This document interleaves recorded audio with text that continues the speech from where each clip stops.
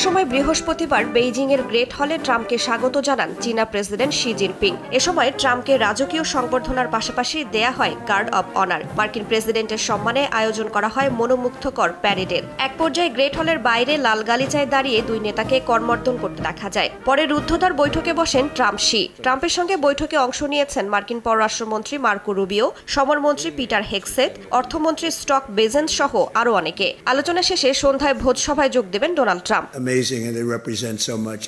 বাণিজ্যিক আলোচনার আড়ালে এবারের মার্কিন প্রেসিডেন্টের সফরের বড় অংশ জুড়ে থাকবে ইরান ইস্যু। পাকিস্তানের মধ্যস্থতায় তেহরানের সঙ্গে শান্তি চুক্তি যখন অনিশ্চয়তায়, তখন চীনের রাজনৈতিক প্রভাবকে কাজে লাগাতে চান ট্রাম্প। যদিও বেইজিং পৌঁছানোর আগে ট্রাম্প দাবি করেছেন ইরান সংকট সমাধানে কারো সাহায্যের প্রয়োজন নেই। তবে বিশ্লেষকরা মনে করছেন হরমুজ প্রণালী বন্ধ থাকায় চীনের তেলের বাজারে প্রভাব পড়েছে। সেটিকেই আলোচনার প্রধান হাতিয়ার হিসেবে ব্যবহার করবেন মার্কিন প্রেসিডেন্ট।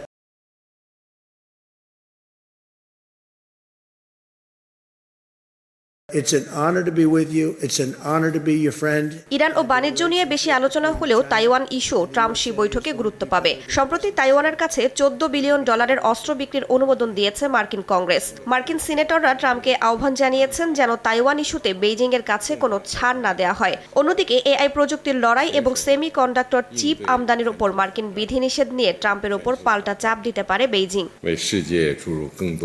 বিশ্লেষকরা বলছেন যুক্তরাষ্ট্র চীন সম্পর্কের বর্তমান টানাপোড়েনের প্রেক্ষাপটে দুই দেশের নেতার বৈঠক অত্যন্ত গুরুত্বপূর্ণ হয়ে উঠেছে। বাণিজ্য শুল্ক, প্রযুক্তি প্রতিযোগিতা, তাইওয়ান এবং বিশ্বে অর্থনৈতিক স্থিতিশীলতা নিয়ে দুই নেতার আলোচনায় আন্তর্জাতিক মহল দৃষ্টি রাখবে।